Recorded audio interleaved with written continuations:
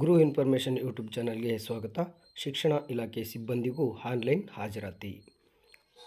ಸರ್ಕಾರಿ ಶಾಲಾ ಮಕ್ಕಳಿಗೆ ಕೃತಕ ಬುದ್ಧಿಮತ್ತೆ ಆಧಾರಿತ ಆನ್ಲೈನ್ ಹಾಜರಾತಿಗೆ ಸಿದ್ಧತೆ ನಡೆಸುತ್ತಿರುವ ಬೆನ್ನಲ್ಲೇ ಶಾಲಾ ಶಿಕ್ಷಣ ಇಲಾಖೆ ಸಿಬ್ಬಂದಿಗೂ ಆನ್ಲೈನ್ ಹಾಜರಾತಿಗೆ ಆದೇಶ ಹೊರಡಿಸಿದೆ.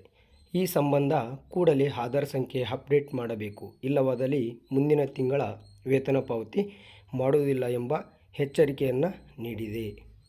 ಹಾಗೆಯೇ ರಾಜ್ಯ ಸರ್ಕಾರಿ ನೌಕರರಿಗೆ ಪ್ರಸ್ತುತ ಚಾಲ್ತಿಯಲ್ಲಿರುವಂತಹ ಹಾಜರಾತಿ ನಿರ್ವಹಣೆ ವ್ಯವಸ್ಥೆಯಲ್ಲಿ ಅನುಸರಿಸುತ್ತಿರುವ ರಿಜಿಸ್ಟರ್ ಆಧಾರಿತ ದಾಖಲಾತಿ ಮತ್ತು ಹಸ್ತಚಾಲಿತ ಸಹಿ ಒಳಗೊಂಡ ಹಾಜರಾತಿ ಸೆರೆ ಹಿಡಿಯುವ ಸಾಂಪ್ರದಾಯಿಕ ವಿಧಾನಗಳ ದೃಢೀಕರಣದ ಸವಾಲುಗಳನ್ನು ಪರಿಹರಿಸಬೇಕಿದೆ. ಕರ್ನಾಟಕ ಹಾಜರಾತಿ ನಿರ್ವಹಣಾ ವ್ಯವಸ್ಥೆ ಎಂಬ ವಿನೂತನ ತಂತ್ರಾಂಶವನ್ನು ಮೊಬೈಲ್ ಆಧಾರಿತ ಅಪ್ಲಿಕೇಶನ್ ಸಿಬ್ಬಂದಿ ಮತ್ತು ಆಡಳಿತ ಸುಧಾರಣೆ ಇಲಾಖೆ ಅಭಿವೃದ್ಧಿಪಡಿಸಿದೆ. ಈ ತಂತ್ರಾಂಶವು ಕೃತಕ ಬುದ್ಧಿಮತ್ತೆ ಆಧಾರಿತ ಹಾಗೆ ಭೌಗೋಳಿಕ ಮಾಹಿತಿ ವ್ಯವಸ್ಥೆ ಆಧಾರಿತ ಆಧುನಿಕ ತಂತ್ರಜ್ಞಾನವನ್ನು ಅಳವಡಿಸಿಕೊಳ್ಳುತ್ತಿದೆ. ಆಡಳಿತ ಕೇಂದ್ರವು ಅಭಿವೃದ್ಧಿಪಡಿಸುತ್ತಿರುವ ಕರ್ನಾಟಕ ಹಾಜರಾತಿ ನಿರ್ವಹಣಾ ವ್ಯವಸ್ಥೆಯನ್ನು ವಿಸ್ತರಿಸಲು ನೌಕರರ ಆಧಾರ್ ಮಾಹಿತಿಗಳನ್ನು ಅಳವಡಿಸಿಕೊಳ್ಳುವುದು ಕಡ್ಡಾಯವಾಗಿದೆ.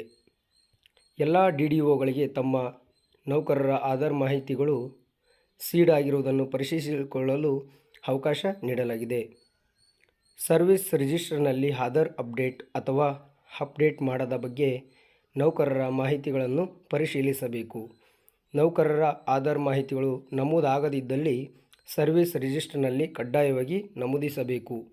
ಒಂದು ವೇಳೆ ಆಧಾರ್ ನಂಬರನ್ನು ನಮೂದಿಸದ ಅಧಿಕಾರಿ ನೌಕರರ ಮುಂದಿನ ತಿಂಗಳ ವೇತನವನ್ನು ಜನರೇಟ್ ಮಾಡುವುದಿಲ್ಲ. ಎಲ್ಲ ಡಿಡಿಒಗಳು ಈ ಬಗ್ಗೆ ತುರ್ತುವಾಗಿ ಕ್ರಮವಹಿಸಿ ತಮ್ಮ ಕಚೇರಿಯ ಎಲ್ಲ ಅಧಿಕಾರಿ ನೌಕರರ ಆಧಾರ್ ಮಾಹಿತಿಗಳನ್ನು ಕಡ್ಡಾಯವಾಗಿ ತಮ್ಮ ಲಾಗಿನ್ಗಳಲ್ಲಿಯೇ ನಮೂದಿಸಲು ತಿಳಿಸಲಾಗಿದೆ ಎಂದು ಜಂಟಿ ನಿರ್ದೇಶಕ ವಿಜಯ್ ರವಿಕುಮಾರ್ ಸುತ್ತೋಲೆಯನ್ನು ಹೊರಡಿಸಿದ್ದಾರೆ. ಈ ಮಾಹಿತಿ ನಿಮಗೆ ಇಷ್ಟವಾದಲ್ಲಿ ಸಬ್ಸ್ಕ್ರೈಬ್ ಮಾಡಿ, ಶೇರ್ ಮಾಡಿ, ಲೈಕ್ ಮಾಡಿ.